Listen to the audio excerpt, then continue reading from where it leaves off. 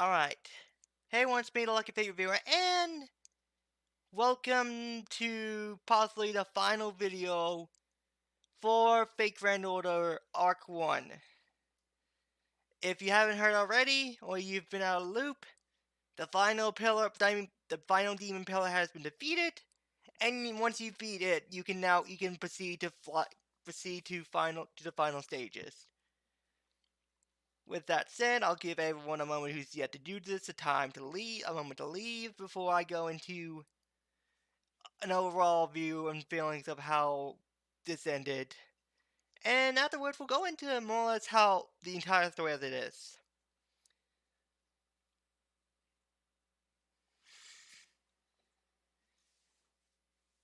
Alright, I think that should be enough time.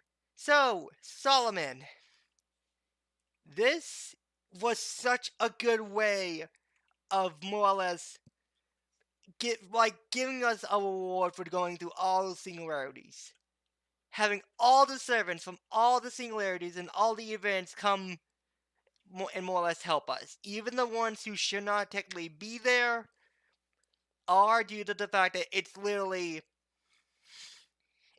exists out of time, so therefore it's allowed to such things exist. And it's such a good story. It's so amazing. We had the event servants and as well as all the singularity servants. It was such a good way to more or less tie this all together and makes your travel really worth it as these servants are willing to come forward, despite their views on humanity, in order to protect humanity. And then we come to Goichi himself. His reasoning is beyond your stereotypical, oh, humanity is filth, humanity is this, I'm willing to rewrite it, yada yada yada. We sort of got that in Arc 1 point, we already got that in sort of Camelot and sort of in Babylonia, so I'm glad they didn't go with it again. It was more or less him trying to rectify humanity as trying to more or less give them all entirety. He was more or less going to go back in time to when the Earth first formed and integrate himself with the planet so that way he can remove the concept of death. And that's such a good freaking motivation. Because again, it's a good reasoning. Humans are frail creatures, and one of the constant things they are fear of is death. But the way he was going about it was way too off. He wanted to restart humanity as a whole, rather than, trying to provide the current humanity with a way to become immortal. Without making any sacrifices. And then, of course, we have Mash's sacrifice, as well as Roman's, aka Solomon's. And again, I sort of knew about these plot points that are going to happen, as well as the plot point about Fu secretly being the Beast 4 Cat Plug. Oh my gosh. Boy, shut up. Alright, sorry.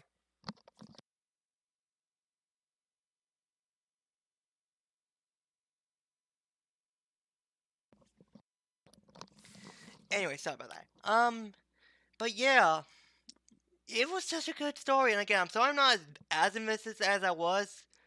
Again, this is my second time recording this. I was trying to record this a few minutes ago, but then I got interrupted and I had to more or less restart all over again.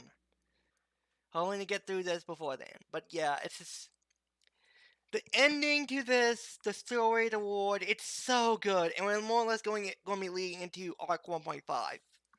Well, not Arc. I don't know how this. Actually, no, that's the thing. I don't know how this connects to Arc 1.5. I don't know that. Arc 1.5 is probably the most disconnected I know about the main series, the Great Fate Grand Order, aside from some beats. But yeah, overall, Solomon was just a good payoff. This was such a satisfying payoff. And overall, Fate Grand Order is such a good game. It's not perfect, mind you, but again, it's still a good game and it still has good characters. So if anyone, again, for people who try to say, oh, all mobile games are trash, Again, there are exceptions. Fake Grand Order is an exception, and you can play the game without having to put a single dollar into it. There is a reason why grailing exists. There's a reason why foods exist. There are means to more or less power up your units, rather than having to deal with having to shell out money to get a good unit. And we also have Lucky Backs, where we are literally given a guaranteed 5-star.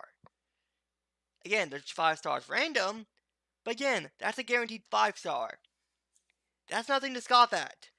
Most deaths you'll be lucky to get most deaths to even try to guarantee you a an ultra rare, stuff like that.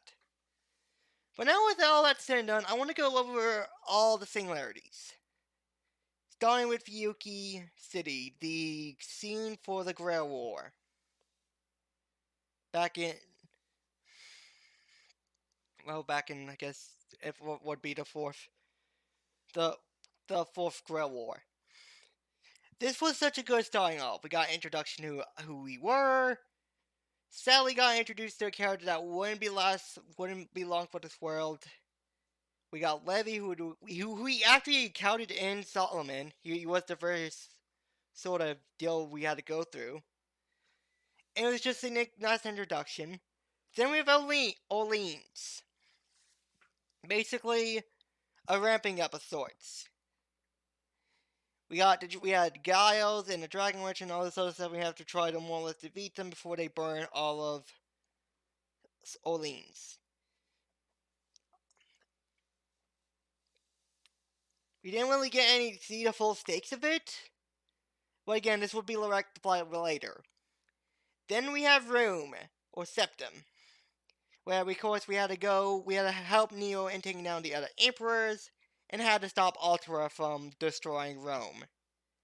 This is more or less where stakes get risen, where you're put up against an unbeatable monster. This would be the last singularity. This would be the final singularity people would play for those who got the game when it first launched in North America. Or at least I think it is. I don't know. I want to say it was released in summer, and we just haven't got all 3.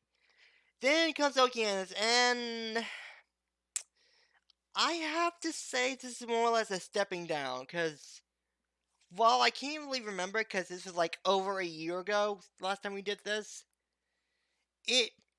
all I remember is Jason being the demon pellet that we had to kill, and I don't remember the stakes within it. I don't think there was any, world-ending events happening. Again, maybe I'm wrong, maybe I've forgotten it, but Okeanos was probably the weakest of the stories, and considering we're going up, this is after we had Altera trying to destroy Rome. Then we had America. Well, no, we had London. My bad.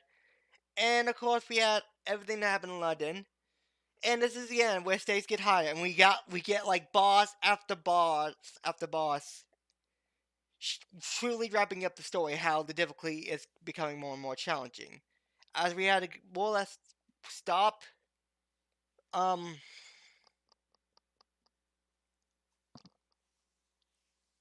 Edison, and then we had to stop Artoria Lancer Alter from destroy. And of course, we didn't have Sonico and Tantamo trying to hold her off, but not doing that. So again, it was more or less a ramp up from Okeanos, which wouldn't be really much followed in America, as I almost completely forgot what was the major stake that sort of gave us the whole time's running out thing. That would be, of course, the Demon Pillars, the 12 Demon Pillars coming out of nowhere, I want to say. They were more or less forming the sky, which then we had all our servants try to hold off while we were defeating Cuchulainn and Medea. So it's sort of it's sort of tensioning rising, but also not as. It's more behind the scenes kind of stuff. As as in London, we were trying to race to stop Altera. We were more or less trying to race to beat Cuchulainn before the Demon Pillars killed everyone. I guess I would say that was an escalation. Again, if I had to say anything about these stories, I think America and possibly Okeanos are sort of the weakest ones from their standards. Oh, but then we would go on to Camelot. Good old Camelot. And my god, was this more or less when the stakes were raised to the roof. We had to deal with Artoya Lancer, as well as the reveal of. We had to deal with Artoya Lancer trying to more or less scatter the seeds, pieces of humanity and more or less destroy the world. Meanwhile, you had Bedivere, who has of course been running around for thousands of years, in the hopes of being able to go back and more or less rectify his mistake by not throwing away Excalibur and saving his king, whatever. And this was of course the introduction of Oliver and Hassan. We got the Hassans more or less playing a favorable role. Ozymandias. We had Leonardo finally being put on the field for one time and almost dying. And also, how can I forget? Mashu finally learning her heroic spirit and of course getting Lord Camelot. It was overall the best singularity we had yet. But then came Babylonia. And I have to say, Gilgamesh stole the show. For anyone who more or less had very little experience beyond Zero, Unlimited Blade War, Stay Night, and Heaven's Field with Gilgamesh, this would likely be a surprising turn of how he is to many people. This probably was a shock for many people to realize this is how Gilgamesh normally is. When he's not in an era in which humanity has more or less ruined the earth very badly, which damages his mood, he's actually sort of a nice guy. But then we had like, and then we had our first encounter with an evil of humanity, the primordial god of. I can't remember her name. Oh, I'm gonna look it up real quick. I literally know its name, but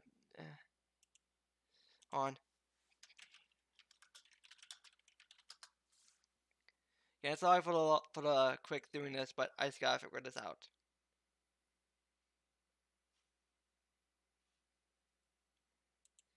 Here we go. And Beast.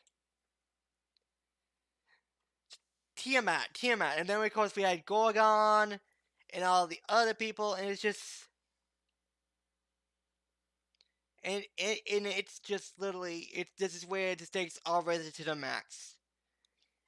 As everything seems on the line, we more or less have to kill a primordial god, and of course we have the help of All-Manasan, who more or less gives up his grand servant status in order to help kill her. Best grandpa ever.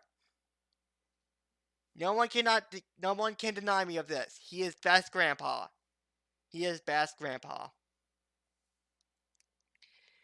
And of course, with that's all the similarities. Again, while the wait for them was painful, considering some took longer than others, this was still a good story. For anyone who's yet to play Grand Order, I endorse you to now come and play.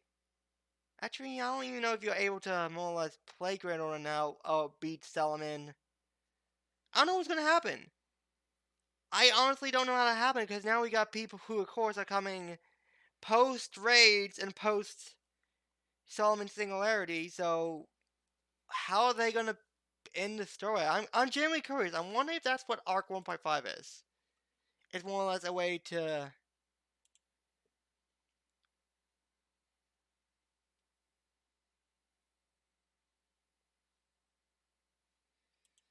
deal with the idea.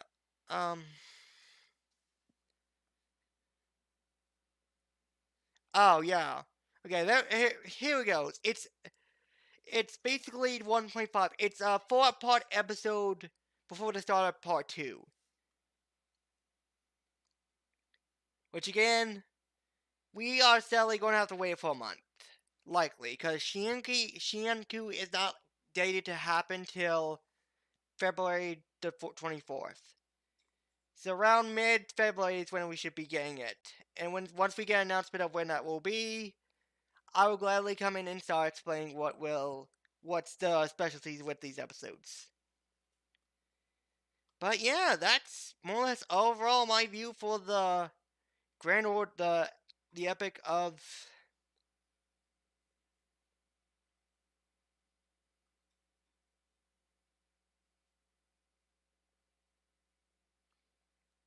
Again, that's more or less my thoughts on the whole thing. Again, it's overall a good story and such. And it's just, again, it's just an example of how mobile games can tell stories. How mobile games can tell real good stories. So again, for anyone who says, oh, mobile games can't tell stories, they can't tell good narratives. If you have a friend like that, look up Grand Order and shove it in the face, telling him, this is a good story. But yeah, that's about it. This likely is going to be my final video till after New Year. So more or less, again, this is more or less my final video for New Year's, and overall the final video of the whole Grand Order story. And yeah, hope you all have a good New Year's. Hope you guys had a good Christmas and stuff. And yeah, with that said, thank you guys for watching. Hope you enjoyed, and have a lucky day.